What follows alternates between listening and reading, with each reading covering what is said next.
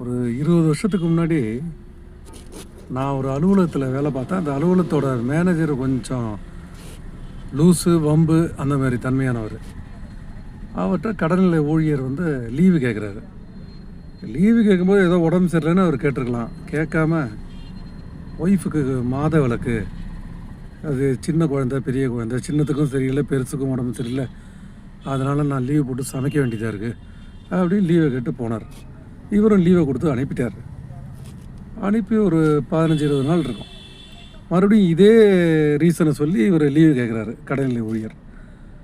Manager அவரை அனுப்பி விட்டுட்டு மற்ற ஸ்டாஃப் எதிரில் சொல்கிறார், நான் கேலண்டரில் குறித்து வச்சுருக்கேன் பாருன்னு அந்த கேலண்டரை காட்டுறாரு. காட்டி 15 நாள் முன்னாடி தான்டா அவன் லீவு கேட்டான், பொண்டாட்டி மாத விளக்குன்னு, இப்போ மறுபடியும் மாத விளக்குங்கிறான், பொய் சொல்கிறான்டா அவன் அப்படின்னு பேசி அலுவலகத்தில் எல்லாரும் கேலி பண்ணி சிரிக்கிறாங்க.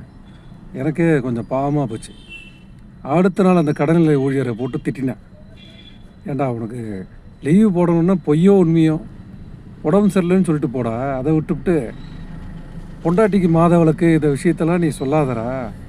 நீ அந்த இடம் உண்மையாக சொன்னியா இந்த இடம் உண்மையாக சொன்னியான்னு தெரியல, ஆனால் இருக்கிற எல்லா ஊழியர்களும் கேலி குத்தாக பார்த்து உன்னை சிரிக்கிறாங்க.